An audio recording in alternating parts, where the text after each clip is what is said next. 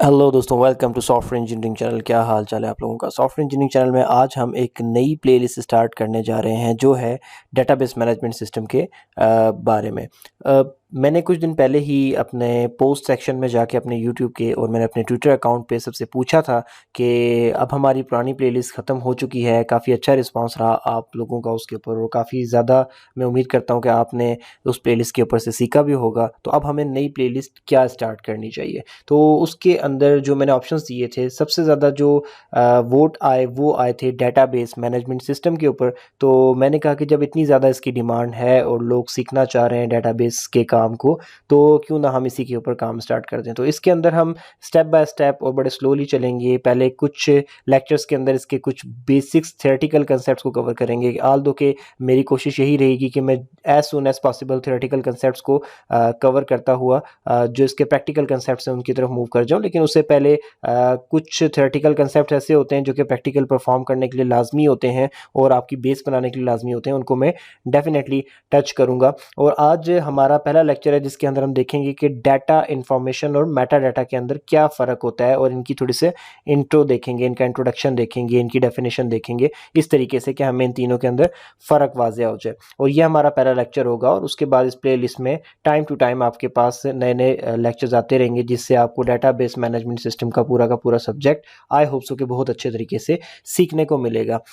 In between मैं आपसे ये रिक्वेस्ट करूंगा कि प्लीज़ चैनल को सब्सक्राइब भी करिएगा ताकि आपको आने वाली जितनी भी लेक्चर्स हैं उनकी नोटिफिकेशन मिलता रहे, ताकि आपने अगर नोटिफिकेशन अगर आपने ऑन किए हुए तो वीडियोस को लाइक भी करते रहें ताकि वीडियोस हमारी आगे भी जाती जाएं और यूट्यूब पे रैंक भी करती जाएं। और आपके इस लाइक करने की वजह से, कमेंट्स में अप्रिशिएट करने की वजह से मुझे भी बहुत ज़्यादा मोटिवेशन मिलती है कि मैं जल्दी जल्दी नए नए लेक्चर लेके आऊँ। जब स्टूडेंट इंटरेस्ट शो करते हैं तो काम करने में मज़ा भी आता है, लेक्चर्स प्रोवाइड करने में मज़ा भी आता है। चलें अब हम आगे चलते हैं और अपने टॉपिक की तरफ। तो सबसे पहले तो मैं बात करूंगा कि डाटा क्या है और इसका यूजेज क्या है।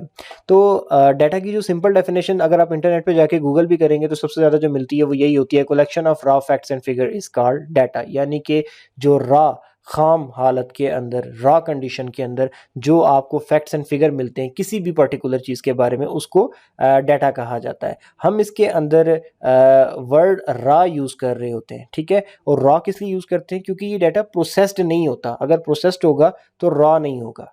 सिंपल सी बात है कि रॉ वो चीज़ होती है जो आप खरीद लेते हो लेकिन आपने अभी उसको प्रोसेस नहीं किया होता। लेट्स से आप बहुत सारा प्लास्टिक बाय कर लेते हो कहीं से, ठीक है, तो आप उसको ये कहोगे कि ये रॉ प्लास्टिक है। लेकिन अगर आपने उसको प्रोसेस करके उस प्लास्टिक से बच्चों के टॉयज़ बना दिए, आपने उस प्लास्टिक से प्लास्टिक बॉटल्स बना दी, तो फिर वो रॉ नहीं रहेगा, फिर वो प्रोसेस्ड फॉर्म के अंदर आ जाएगा और किसी शक्ल में आ जाएगा, बॉटल की शक्ल में आ जाएगा, टॉयज़ की शक्ल में आ जाएगा एंड सो ऑन, जो कुछ आप उससे बनाना चाहो। इसी तरीके से जब आप डाटा कलेक्ट करते हो तो वो रॉ होता है क्योंकि अभी वो आपको कोई ख़ास इन्फॉर्मेशन प्रोवाइड नहीं कर रहा होता, ठीक है। लेकिन जब आप उसको अपनी ज़रूरत के मुताबिक प्रोसेस कर लेते हो और प्रोसेस करके उससे कोई चीज़ हासिल कर लेते हो, कोई वो चीज़ जो आप लेना चाह रहे हो, तो वो जो चीज़ उससे मिलती है उसको हम क्या कहते हैं? इंफॉर्मेशन कहते हैं। ये यहाँ तक आपको इस पहले पॉइंट से डाटा और इंफॉर्मेशन में फ़र्क भी वाज़ेह हो गया होगा और आपको ये भी क्लियर हो चुका होगा कि डाटा की क्या डेफिनेशन है और इंफॉर्मेशन की क्या डेफिनेशन है।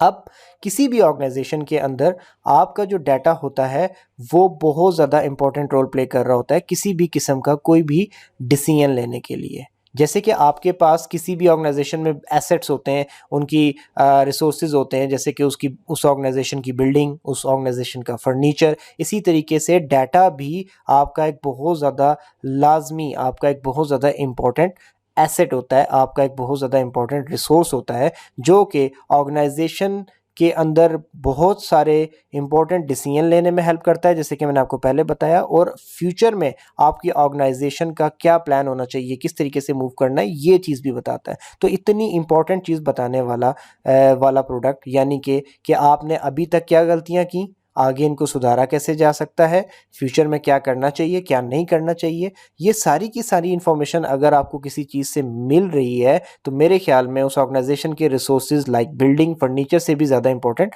आपका डाटा होता है।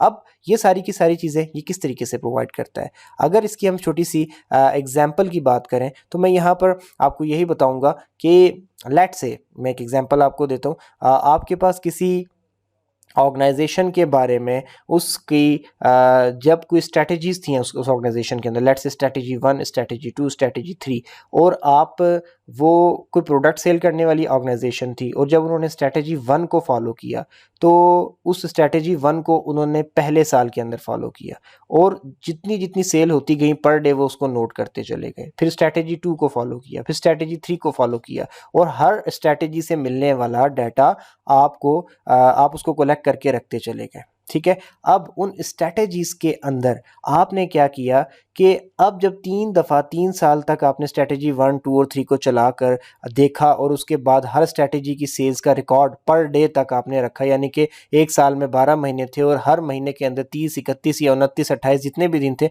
हर एक दिन का एक एक रिकॉर्ड आप रखते चले गए। तो क्या हुआ कि आपके पास स्ट्रेटजी 1, 2 एंड 3 का सबका स्टेप बाय स्टेप डाटा आ गया। ठीक है, ये क्या आया? डाटा। अभी इससे कुछ भी आपको हासिल नहीं हुआ। अब आप देखना चाहते हो कि कौन सी स्ट्रेटजी ने सबसे ज़्यादा बेस्ट परफॉर्म किया, तो आप क्या करेंगे? आप हर डाटा को प्रोसेस करके देख लोगे कि जब हमने स्ट्रेटजी 1 फॉलो की तो हमारी टोटल रेवेन्यू कितना आया, 2 पे कितना आया, 3 पे कितना आया। फिर हो सकता है कि आपको ऐसी इंफॉर्मेशन मिले कि जो स्ट्रेटजी 1 जो है जब हमने फॉलो की तो वो पहले 6 महीने के अंदर तो अच्छी चली, लेकिन दूसरे 6 महीने में वो अच्छी नहीं चली। दैट मीन्स कि अगर आप आगे जाओ, स्ट्रैटेजी 2 वो बिल्कुल कहीं पे भी अच्छी नहीं चली। अच्छा, स्ट्रैटेजी 3 उससे आपको पता चला कि वो दूसरे 6 महीने में बहुत अच्छी चली।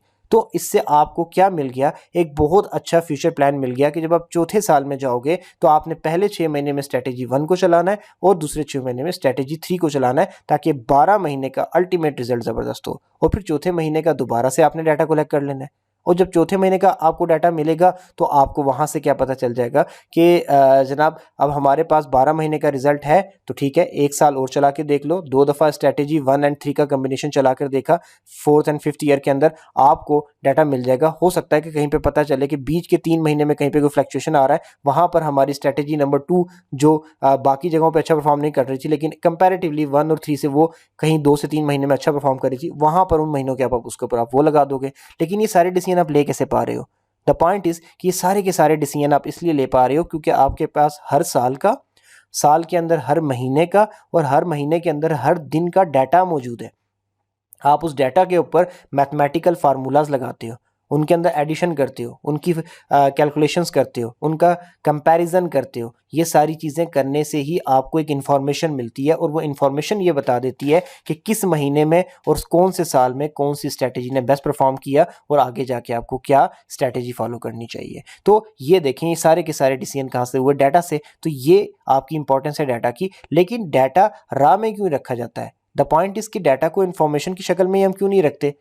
अल्टीमेटली हम उस डाटा से पहले इन्फॉर्मेशन बना रहे हैं, फिर इन्फॉर्मेशन से आगे जाकर हम अपना कोई रिजल्ट निकाल रहे हैं ना, तो हम इन्फॉर्मेशन ही क्यों नहीं रखते? हमारे पास डाटा क्यों आता है? द पॉइंट इज कि हम रॉ फॉर्म रखते हैं। रॉ फॉर्म में आपके पास दसियों चीज़ें होती हैं। ठीक है, आप उस हो सकता है कि फर्स्ट टाइम जब आप इंफॉर्मेशन प्रोसेस कर रहे थे तो रॉ फॉर्म में जो 10 प्रोडक्ट्स थी उनमें से किसी पहली की ज़रूरत आपको पड़ी हो, अगली दफ़ा जब आपको ज़रूरत पड़े तो तीसरी या चौथी की ज़रूरत पड़ जाए, तो डेफिनेटली फिर इस तरीके से आपको रॉ फॉर्म में जो डाटा रखा होता है आप उसको कभी भी किसी भी स्टाइल से प्रोसेस करवा सकते हो। लेकिन आपके पास इंफॉर्मेशन होगी तो वो एक ऑलरेडी प्रोसेस फॉर्म है। ठीक है, तो उसको भी आप दोबारा किसी और शक्ल में बदल नहीं सकोगे, दोबारा कहीं और इस्तेमाल नहीं कर सकोगे। तो हम डाटा रखते हैं और डाटा को अपनी ज़रूरत के मुताबिक जब भी ज़रूरत पड़ती है हम उसको प्रोसेस कर लेते हैं। आगे भी आपको आके आपको एग्जांपल्स पता चलेंगी जिससे आपको ये चीज़ें बहुत अच्छे से क्लियर हो जाएंगी। अगर डाटा की टाइप्स की बात की जाए तो डाटा डिफरेंट किस्म का होता है। आपके पास न्यूमेरिक डाटा है, यानी कि 0 से लेकर 9 तक का। अब इसका मतलब ये नहीं है कि 0 से लेकर 9 तक है तो इसमें 10 नहीं आता। 10 is the combination of 1 and 0। इसी तरीके से हर नंबर इसमें आ जाता है। Alphabetic data A to Z, capital में भी और स्मॉल में भी, सारा का सारा इसमें आ जाता है। मैंने अलग अलग क्यों लिखा, एक ही दफ़ा क्यों नहीं लिख दिया? अगर हम प्रोग्रामिंग के सेंस में बात करें तो कुछ लैंग्वेजेस भी केस सेंसिटिव होती हैं और वो बड़े A to Z और छोटे A to Z में डिफ्रेंशिएट कर सकती हैं, तो मैंने इन चीज़ों को क्लियर रखने के लिए इस तरीके से लिख दिया। फिर आपके पास आ जाता है अल्फ़ा न्यूमेरिक डाटा।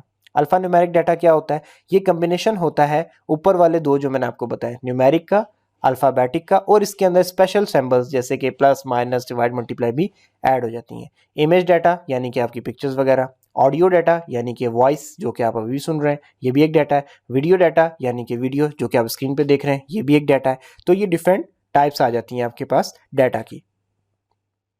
अब process form of data is known as information. अब इसके ऊपर मुझे एक्सप्लेन ज़्यादा करने की जरूरत नहीं है, ये बात मैं आपको पहले ही बता चुका हूँ। After processing it becomes more meaningful that data, यानी कि डाटा मीनिंगफुल तो नहीं था लेकिन उसमें ये एबिलिटी थी कि उसको प्रोसेस किया जाए तो वो आपको मीनिंगफुल चीज़ दे सकता है जिसको आप इन्फॉर्मेशन कहते हो। अब यहाँ पे आपके सामने दो एग्जाम्पल रखी गई हैं, ठीक है।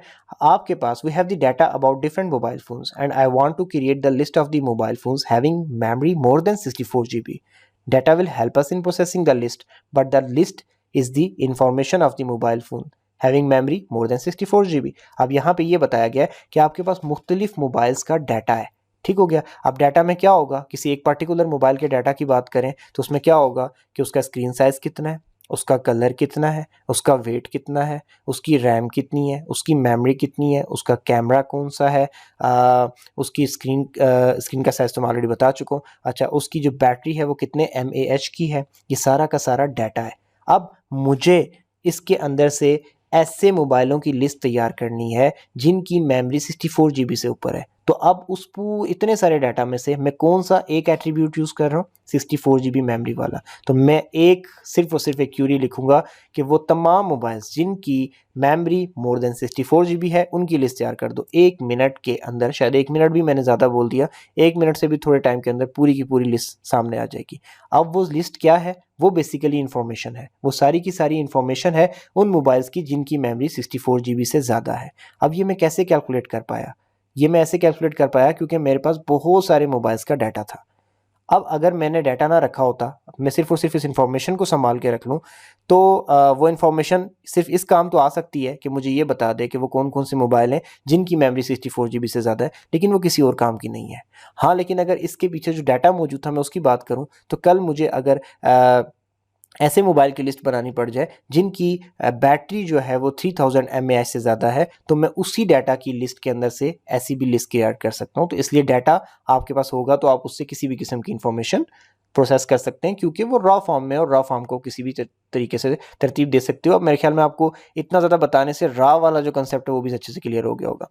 आपके पास दूसरी एग्जाम्पल भी है कि we have list of marks of different subjects of student, we calculate the percentage, ठीक है, percentage of student. The percentage is the information, but calculating the percentage become possible only because of the data, which is marks.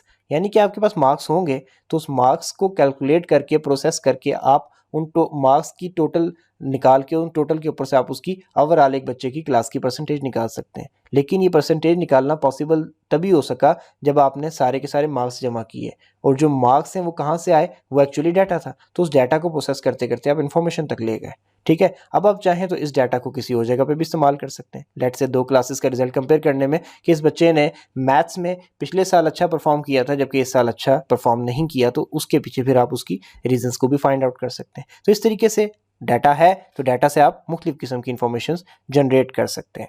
आगे अगर हम जाएं तो Meta data की बात करें तो data about data is known as meta data. ये इसकी मोस्ट कॉमन डेफिनेशन है जो कि आपको इंटरनेट पे अक्सर जगहों पे घूमती हुई मिलेगी।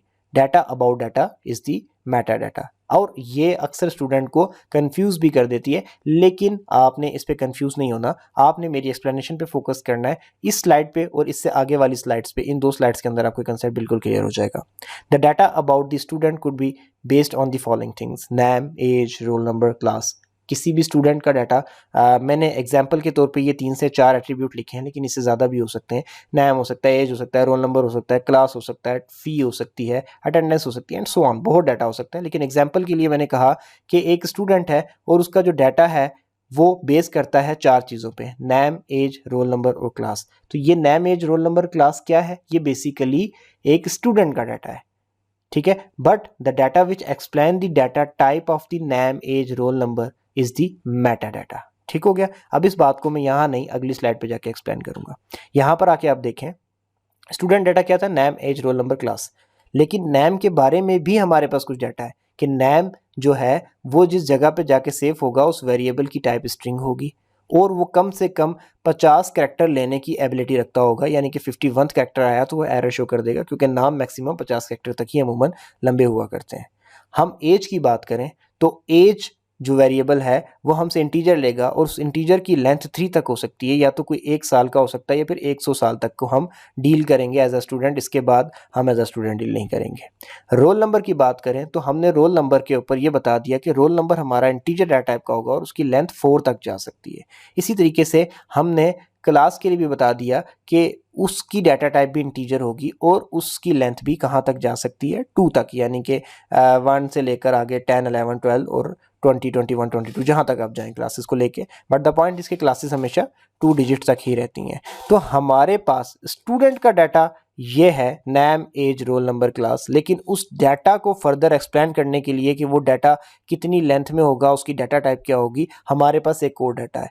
तो वो डाटा बेसिकली हमारे डाटा के बारे में डाटा है, तो इसलिए उसको हम मेटा डाटा कहते हैं। इसीलिए इसकी डेफिनेशन में बड़े सिंपल लफ्जों में लिखा गया था कि data about data is Meta data. ठीक है, मैंने एक्सप्लेन कर दिया। आई होप सो कि आपको ये समझ आ गया होगा। और यहाँ तक डाटा, इंफॉर्मेशन, मेटा डाटा ये क्या है, किस तरीके से एक दूसरे से डिफरेंट हैं और किस तरीके से हर कोई अपनी अपनी जगह बहुत ज़्यादा इंपॉर्टेंस रखता है, ये मैंने आपको कंसेप्ट क्लियर कर दिया। वीडियो यहाँ तक देखने के लिए थैंक्स। अच्छी लगी हो तो प्लीज़ लाइक करके चैनल को सब्सक्राइब करिएगा। हाँ, एक बात मैं आपको बताता चलूँ कि अक्सर स्टूडेंट मुझसे स्लाइड्स मांगते हैं, तो इस वीडियो की डिस्क्रिप्शन चेक कर लीजिएगा। अगर आपको किसी टॉपिक पे मुझसे डिस्कशन करनी है, मेरा ट्विटर अकाउंट भी इसके नीचे दिया हुआ होगा, हमारा फेसबुक पेज भी इस वीडियो की डिस्क्रिप्शन में दिया गया होगा, और वो लिंक जहां से आप जाकर ये स्लाइड्स पीडीएफ फॉर्मेट में डाउनलोड कर सकते हैं, वो लिंक भी इसी वीडियो की डिस्क्रिप्शन में गिवन होगा। आप उसको फॉलो करके वहाँ से ईजिली जाके स्लाइड्स वगैरह डाउनलोड कर लीजिएगा। अगर कोई किसी किस्म का क्वेश्चन हो तो आप इस वीडियो के कमेंट सेक्शन में मुझसे पूछ सकते हैं, और अगर क्वेश्चन नहीं है दैट मीन्स कि सब कुछ समझ आ गया है, तो अप्रिशिएट तो कर ही सकते हैं कमेंट सेक्शन में। दोबारा मिलते हैं नेक्स्ट लेक्चर में, तब तक के लिए अल्लाह हाफिज़।